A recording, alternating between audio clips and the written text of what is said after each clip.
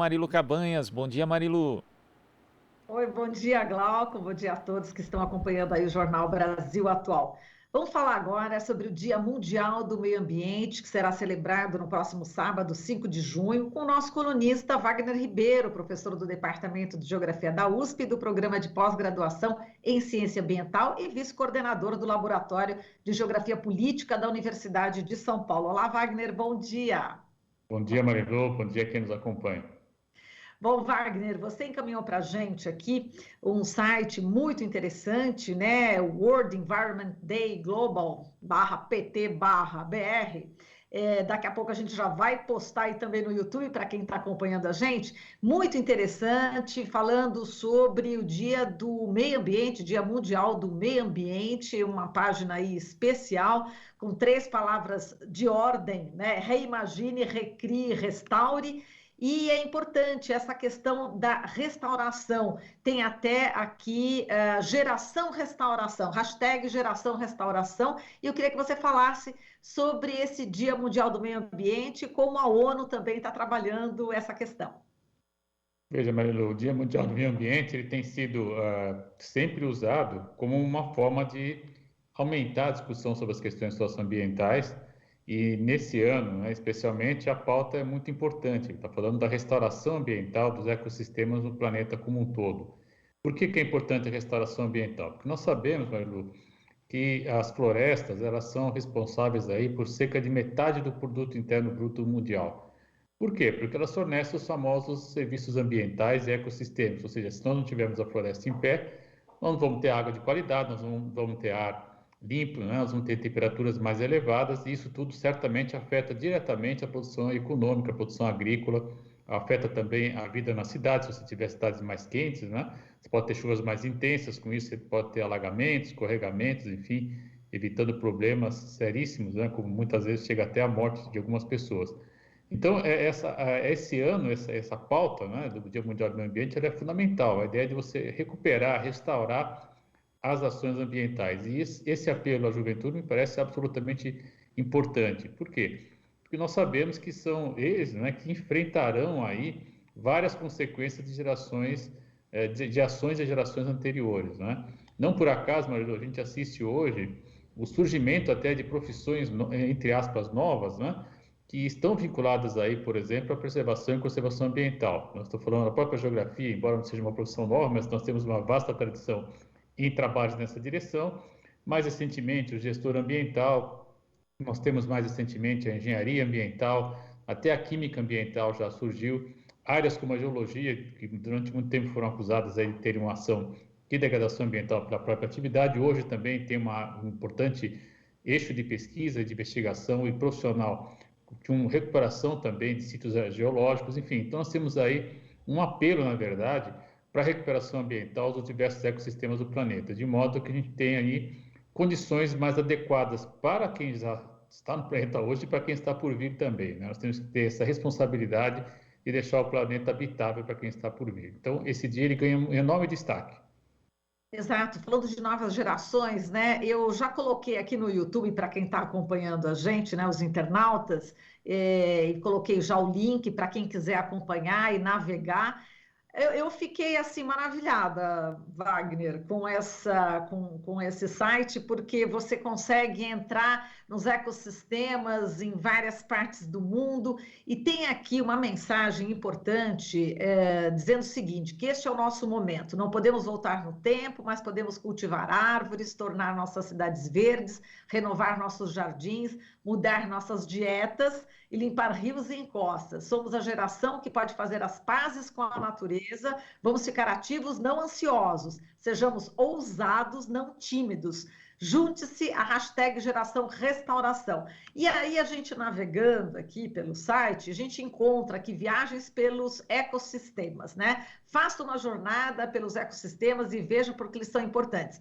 Aí, por exemplo, a gente tem aqui a savana, temos aqui as florestas, os recifes, pilendes, né? Enfim, que são as turfas, né? Que eu acabei aqui conhecendo, e inclusive tem aqui no Brasil, né, Magda? Eu andei navegando, vou navegar agora de novo, e você pode, inclusive, colocar aqui em português, está em inglês, mas o próprio site acaba dando essa opção em português, e aí você digita o seu nome, eu coloquei aqui, Marilu Cabanhas, e a gente começou a navegar, e eles falam o seguinte, né? O que é turfa? Turfa é matéria orgânica em decomposição, plantas mortas que ainda não apodreceram completamente, e que pode ter se transformado ao longo de anos. E aí sim você vai colocando, enfim, sempre mais informações, escolha o seu primeiro local, e aí tem um mapa do mundo, e está aqui, né, as turfas no Brasil,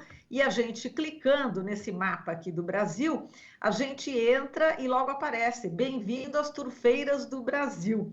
E está dizendo o seguinte aqui, embora a Indonésia possa ser o hotspot de turfeiras mais famoso, o Brasil pode realmente ser o líder mundial em áreas de turfeiras tropicais, com grande parte dela ocorrendo na bacia amazônica do sul do Brasil.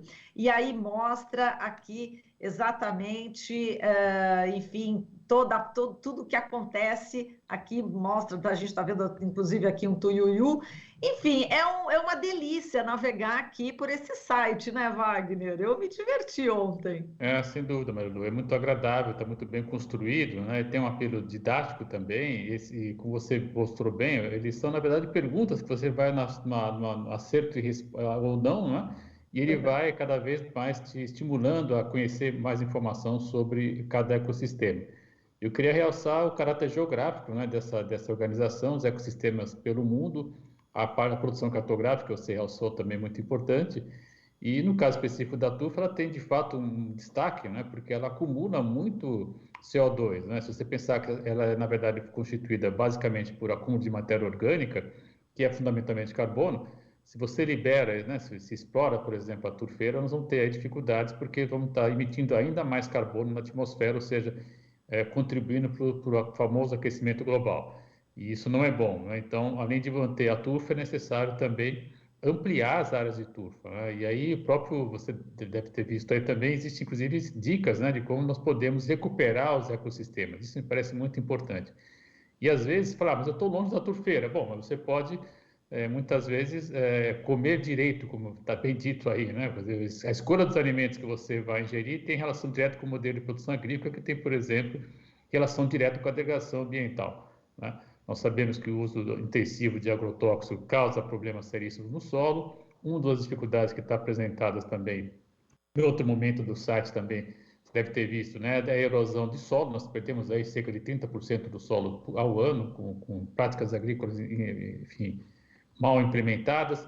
Então, é de fato, além de ser muito interessante, muito prazeroso, divertido navegar, mas ele também remete à ação, né? Acho que esse é um fato fundamental. Nós temos que pressionar por políticas públicas, e, ao mesmo tempo, exigir do Estado. No caso brasileiro, nós temos, inclusive, instrumentos para isso, né? O famoso artigo 225 da Constituição eleva a condição de dever do Estado promover um ambiente sadio às gerações atuais e futuras.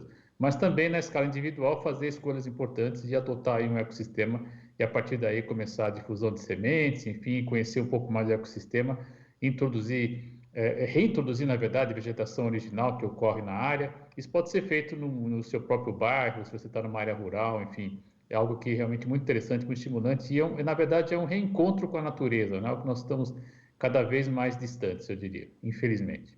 Exato, então é isso. Cada um pode contribuir de uma pequena forma, mas pode sim, se transformando, transforma a natureza, né, Wagner?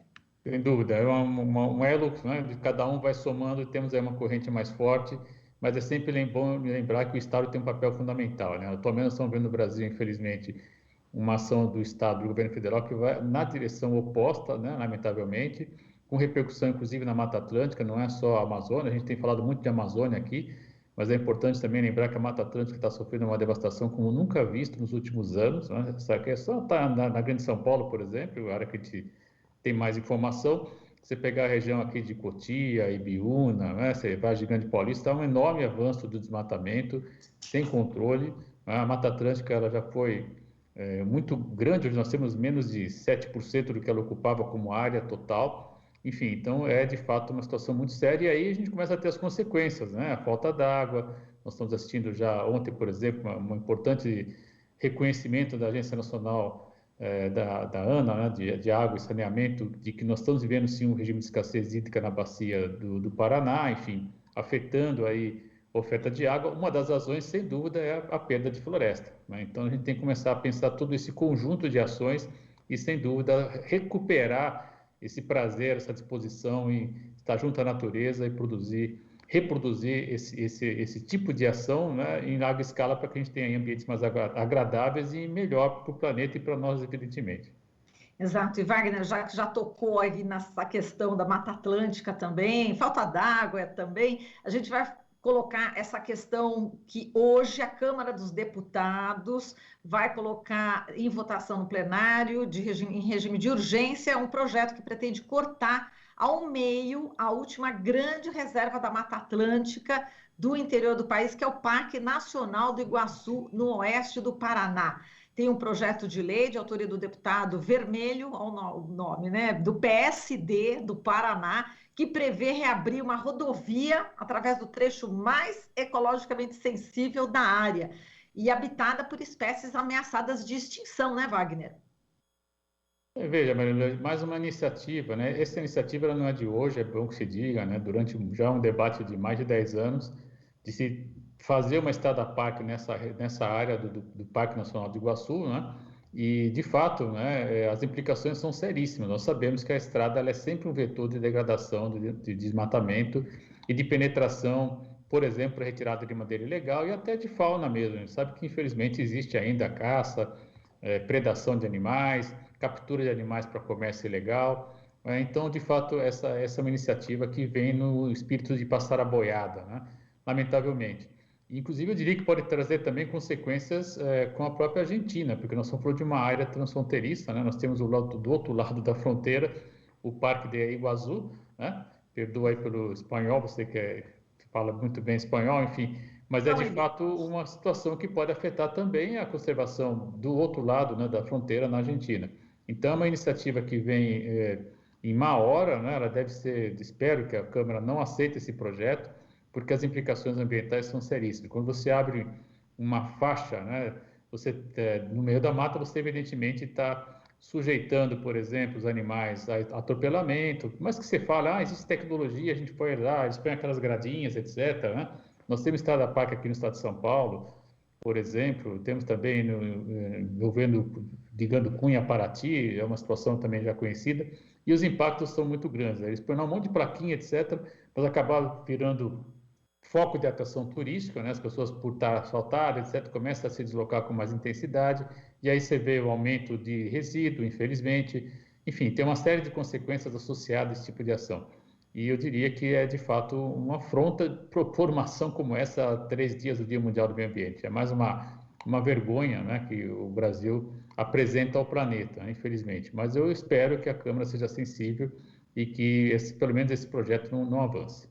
Exato, você está falando dos bichos, né, que são atropelados, muitas aves também, né? O carro vai em alta velocidade, não tem como parar e acaba atropelando muitas aves, né, Wagner? Também, sem dúvida. Você tem a questão do ruído, que afugenta a fauna, enfim, é uma série de implicações. Isso tudo está muito bem discutido e trabalhado. Existe vasta literatura sobre essa questão, Marilu, e é lamentável que a gente veja esse tipo de discussão sendo representado numa área, inclusive, de extrema importância socioambiental. Nós estamos falando de uma das poucas áreas ainda presentes de Mata Atlântica, onde, inclusive, a onça-pintada, né, circula com grande espaço, né? Se você abre uma estrada, evidentemente você vai estar restringindo essa área. E aí começam os problemas, né? Inclusive, é bom lembrar também, no contexto de pandemia, nós podemos também, infelizmente, ter contato com vírus que até então desconhecidos, né? Porque a Mata Atlântica não é completamente mapeada e conhecida. Nós não sabemos tudo que tem de biodiversidade na Mata Atlântica. E é possível até que, a promover esse desmatamento, se tenha contato com um novo vírus. Tudo isso não pode ser descartado. Nossa, bem lembrado, Wagner. A gente agradece aqui a sua participação e até a próxima. E um ótimo Dia Mundial aí do Meio Ambiente, sabendo que todo esse retrocesso que acontece no Brasil, né, Wagner? Mas cada um pode, da sua maneira, contribuir e tentar melhorar. Muito obrigada, viu, Wagner? Até a próxima, Lula. Até a próxima. Falamos aqui com o Wagner Ribeiro, professor do Departamento de Geografia da USP e do Programa de Pós-Graduação em Ciência Ambiental, vice-coordenador do Laboratório de Geografia Política da Universidade de São Paulo. Você está ouvindo Jornal Brasil Atual. As notícias que os outros não dão.